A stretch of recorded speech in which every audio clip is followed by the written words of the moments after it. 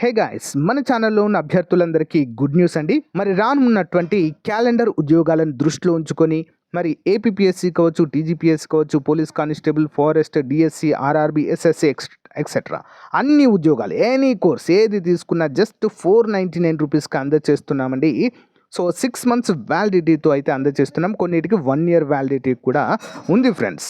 So రానున్నటువంటి endowment ఉద్యోగాలు కావచ్చు, ఫారెస్ట్ డిపార్ట్మెంట్ కావచ్చు, గ్రూప్ 2 కొత్త నోటిఫికేషన్ కావచ్చు, వీటన్నిటికి సంబంధించినటువంటి ఫుల్ కోర్స్ అయితే అందుబాటులో ఉంది. జస్ట్ 499.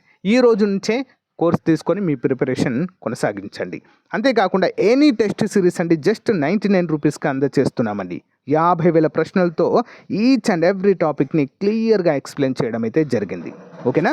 కోర్సులో కూడా 20 ఇయర్స్ ఎక్స్పీరియన్స్డ్ ఫ్యాకల్టీ చేత క్లాసెస్ చెప్పించామండి. పర్ఫెక్ట్గా ఉన్నాయండి. ఒకసారి చూసి మీరే డిసైడ్ అవ్వండి. App link in video description అండి. డౌన్లోడ్ చేసి ముందుగా మీ యొక్క మొబైల్ నెంబర్తో రిజిస్టర్ అయ్యి స్టోర్ ఆప్షన్లో కోర్స్ ఉంటుంది, పర్చేజ్ చేయండి. పర్చేజ్ చేసిన తర్వాత కోర్స్ కంటెంట్ ఆప్షన్లో మీకైతే అన్నీ కూడా అందుబాటులో ఉంటాయి. ఇంకెందుకండి లేట్, వెంటనే మీ యొక్క కోర్స్ తీసుకొని ప్రిపరేషన్ స్టార్ట్ చేయండి. రానున్నటువంటి క్యాలెండర్ ఉద్యోగాలలో జాబ్ సాధించడమే లక్ష్యంగా ముందుకు సాగండి. All the best to everyone. Hello everyone, welcome to RK tutorial. Friends, ఈరోజు మనం డైలీ కరెంట్ అఫైర్స్ మరియు జీకేలో భాగంగా 30వ తారీఖు నవంబర్ 2024కు సంబంధించిన మోస్ట్ ఇంపార్టెంట్ కరెంట్ అఫైర్స్ని ఈ వీడియోలో చూడబోతున్నాం. సో గైస్, మొదటిసారి ఎవరైతే మన ఛానల్ చూస్తున్నారో తప్పకుండా సబ్స్క్రైబ్ చేయండి. మీ ఫ్రెండ్స్కి కూడా షేర్ చేయడం మాత్రము మర్చిపోవద్దు. ఓకేనా. లేట్ చేయకుండా కంటెంట్లోకి వెళ్దాం. ముందుగా చిన్న లైక్ చేయండి. ఓకే. Question number 1. భారత రాజ్యాంగం అమలులోకి వచ్చి 75 సంవత్సరాలు అవుతున్న సందర్భంగా న్యాయశాఖ రూపొందించిన హమారా సంవిధాన్ హమారా సమాన్ ప్రచారాన్ని ఎవరు ప్రారంభించారు? Who launched the Hamara Samvidhan Hamara Saman campaign created by the Law Department on the occasion of 75 years of the Constitution of India? ఎవరు ప్రారంభించారండి? జగదీప్ ధంకర్ గారండి. ఓకేనా. భారత ఉపరాష్ట్రపతి. భారతదేశం యొక్క 75 సంవత్సరాల రిపబ్లిక్ మరియు దాని రాజ్యాంగాన్ని ఆమోదించడానికి న్యాయశాఖ హమారా సంవిధాన్ హమారా సమ్మన్ ప్రచారాన్ని ప్రారంభించింది. జనవరి 24, 2024న భారత రాష్ట్రపతిచే ప్రారంభించబడిన ఈ ప్రచారము రాజ్యాంగం పట్ల నిబద్ధతను పునరుద్ఘాటించడం మరియు చట్టపరమైన హక్కులు మరియు విధులపై ప్రజలకు అవగాహన కల్పించడం లక్ష్యంగా పెట్టుకుంది. ప్రచారం యొక్క విస్తరణను వికేంద్రీకరించడానికి ప్రాంతీయ కార్యక్రమాల శ్రేణిని నిర్వహిస్తుంది. ఇంపార్టెంట్ క్వశ్చన్ అండి. ఓకే. Next one. భారతదేశము మరియు ఏ దేశ సహకారంతో ఇటీవల అరేబియా సముద్రంలో జాయింట్ యాంటీ నార్కోటిక్స్ ఆపరేషన్ను విజయవంతంగా నిర్వహించాయి? India and which country recently conducted a successful joint anti narcotics operation in the Arabian sea? ఏ దేశంతో కలిసి ఈ యొక్క సైనిక విన్యాసాన్ని నిర్వహించారండి? ఆపరేషన్ నిర్వహించారు? ఆప్షన్స్ అండి. శ్రీలంక దేశంతో. భారతదేశం మరియు శ్రీలంక నావికా దళాలు అరేబియా సముద్రంలో జాయింట్ యాంటీ నార్కోటిక్స్ ఆపరేషన్ను విజయవంతంగా నిర్వహించాయి. శ్రీలంక జెండాతో ఉన్న 2 షిప్పింగ్ ఓడలను అడ్డగించి నవంబర్ 24, 25, 2024న సుమారు 500 కిలోల క్రిస్టల్ మెథాఫెంటమైన్ స్వాధీనం చేసుకున్నారు. ఇన్పుట్ల ఆధారంగా ఈ ఆపరేషన్ ప్రారంభించబడింది. శ్రీలంక నావికా దళం నుండి మరి ఆ 2 దేశాల మధ్య అంతర్జాతీయంగా పోరాడటంలో పెరుగుతున్న సినర్జీని ప్రదర్శిస్తుంది. ఓకేనా. ఇంపార్టెంట్. ఇండియన్ కోస్ట్ గార్డ్ 11వ edition national maritime search and rescue ఎక్సర్సైజ్ని ఎక్కడ నిర్వహించారు? Where did Indian coast guard conduct 11th edition of national maritime search and rescue exercise SAREX 2024? Answer option A అండి. కొచ్చి, కేరళ. ఓకే. కొచ్చి, కేరళ. చూద్దాం. ఇండియన్ కోస్ట్ గార్డ్ 11వ edition national maritime search and rescue ఎక్సర్సైజ్ని కొచ్చి తీరంలో నిర్వహించింది. ఇది భారతదేశ సముద్ర భద్రతా సామర్థ్యాలను ప్రదర్శిస్తుంది. డిఫెన్స్ సెక్రటరీ రాజేష్ కుమార్ సింగ్ ప్రారంభించిన ఈ 2 రోజుల కార్యక్రమంలో ప్రాంతీయ శోధన మరియు రెస్క్యూ సహకారాన్ని పెంపొందించే లక్ష్యంతో సముద్ర కసరత్తులు, వర్క్షాప్లు మరియు చర్చలైతే జరిగాయి. ఓకే. Next one. బీమా రంగంలో ఉద్యోగావకాశాలు కల్పించడం ద్వారా మహిళలకు సాధికారత కల్పించే లక్ష్యంతో బీమా సఖీ యోజన ప్రధాని ఎక్కడ ప్రారంభించారు? Where did the Prime Minister launch a Bima Sakhi Yojana aimed at empowering women by providing job opportunities in the insurance sector? Answer option ఏ హర్యానా అండి. బీమా రంగంలో ఉద్యోగావకాశాలు కల్పించడం ద్వారా మహిళలకు సాధికారత కల్పించే లక్ష్యంతో డిసెంబర్ 9వ తేదీన హర్యానాలోని పానీపట్లో బీమా సఖీ యోజనను ప్రధాని నరేంద్ర మోదీ గారు ప్రారంభించనున్నారు. ఈ పథకం క్రింద మహిళలు లైఫ్ ఇన్సూరెన్స్ కార్పొరేషన్ ఏజెంట్లుగా మారతారు. తద్వారా వారు బీమాను విక్రయించి ఆదాయాన్ని పొందగలరు. మహిళా సాధికారత మరియు ఆర్థిక స్వతంత్రాన్ని ప్రోత్సహించే విస్తృత ప్రయత్నాలలో ఈ చొరవ భాగంగా ఉన్నట్లుగా ఇక్కడైతే తెలియజేశారు. ఇంపార్టెంట్. Next one. ఇటీవల భౌగోళిక గుర్తింపు పొందిన గర్చోలా ఐకానిక్ హస్తకళ ఏ రాష్ట్రంలో ప్రసిద్ధి?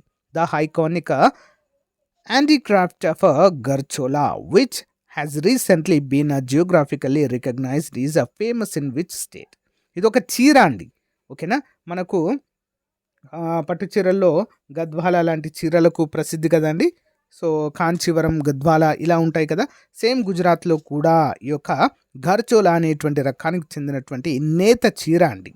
ఓకేనా, మరి ఇది ఎక్కడ ప్రసిద్ధి అంటే గుజరాత్లో ప్రసిద్ధి. దీనికైతే జిఐ ట్యాగ్ అయితే పొందడం జరిగింది.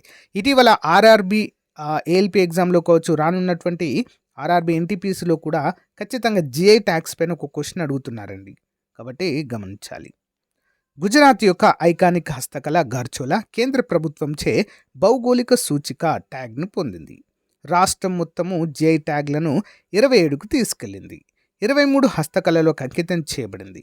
ఈ గుర్తింపు గుజరాత్ యొక్క కళాకారుల యొక్క గొప్ప సాంస్కృతిక వారసత్వం మరియు అద్భుతమైన హస్తకళను హైలైట్ చేస్తుంది.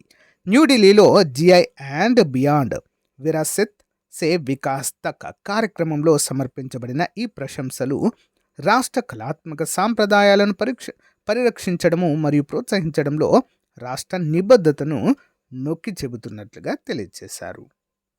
Next one. 2025-26 కాలానికి ఐక్యరాజ్యసమితి పీస్ బిల్డింగ్ కమిషన్ పీబీసీకి ఇటీవల ఎన్నికైన దేశము? Which country was recently elected to the United nations piece building commission for the term 2025-2026? ఏ దేశం ఎన్నికైందండి? ఇండియా అండి. ఓకేనా, ఇంపార్టెంట్ క్వశ్చన్. అంతర్జాతీయ శాంతి ప్రయత్నాలలో తన కీలక పాత్రను పునరుద్ఘాటిస్తూ 2025-2026 కాలానికి ఐక్యరాజ్యసమితి పీస్ బిల్డింగ్ కమిషన్కి భారతదేశం తిరిగి ఎన్నికైంది. యుఎన్ శాంతి పరిరక్షణకు వ్యవస్థాపక సభ్యుడిగా మరియు ప్రధాన సహకారిగా ప్రపంచ స్థిరత్వాన్ని ప్రోత్సహించడంలో దేశం యొక్క అచంచలమైన అంకిత భావాన్ని హైలైట్ చేస్తూ యుఎన్లో భారతదేశం యొక్క శాశ్వత మిషన్ ఈ ప్రకటన చేసింది. ఈ సాఫల్యం 2005లో పీబీసీని స్థాపించినప్పటి నుండి భారతదేశం యొక్క కొనసాగుతున్న నిశ్చితార్థాన్ని నొక్కి చెబుతుంది. ఇంపార్టెంట్ వన్ చూద్దాము. ఇంపార్టెంట్ క్వశ్చన్ అండి ఇది. 2024 నవంబర్ 28 నుంచి 30 వరకు షెడ్యూల్ చేయబడిన అగ్ని వారియర్ సైనిక వ్యాయామం భారతదేశం మరియు ఏ దేశానికి మధ్య జరిగింది? The Agni warrior military exercise schedule for November 28 to November 30, 2024 will be held between India and which country? Option C అండి, సింగపూర్. భారతదేశము సింగపూర్ సైనిక వ్యాయామము అగ్ని వారియర్ 2024 నవంబర్ 28 నుండి నవంబర్ 30 వరకు సెట్ చేయబడింది. ఇది మహారాష్ట్రలోని దేవ్లాలి ఫీల్డ్ ఫైరింగ్ రేంజ్లో జరుగుతుంది. ఇది 2 దేశాల ఫిరంగి యూనిట్ల మధ్య సైనిక సహకారాన్ని పెంపొందించే లక్ష్యంతో ఉంది. అగ్ని వారియర్ 2024 లక్ష్యాలు: సైనిక సంబంధాలను బలోపేతం చేయడమే ప్రధాన లక్ష్యము. ఫిరంగి ఆపరేషన్లలో 2 దేశాలు ఉత్తమ విధానాలను పంచుకుంటాయి. సాంస్కృతిక మార్పిడి కూడా జరగనుంది. ఈ కార్యకలాపాలు సైనిక సహకారానికి మించి సంబంధాలను మరింత పెంచుకోవడమే లక్ష్యంగా పెట్టుకున్నాయి. ఓకే, ఇంపార్టెంట్ అండి. Next one. అంతరిక్షంలో భారతదేశపు మొట్టమొదటి ఏఐ అంటే ఆర్టిఫిషియల్ ఇంటెలిజెన్స్ ల్యాబ్ను పిఎస్ఎల్వి C-60 రాకెట్ ద్వారా ప్రయోగించనున్న భారతదేశ startup company. Indian startup company to launch India's first AI lab in space by PSLV C-60 rocket. Answer option A అండి, టేక్ మీ టు స్పేస్ అనేటువంటి స్టార్టప్ కంపెనీ అండి, హైదరాబాద్కు చెందినటువంటి company. చూద్దాం. టేక్ మీ టు స్పేస్ హైదరాబాద్కు చెందిన company అంతరిక్షంలో భారతదేశపు మొట్టమొదటి ఏఐ ల్యాబ్ను సూచించే MOITDని ప్రారంభించనుంది.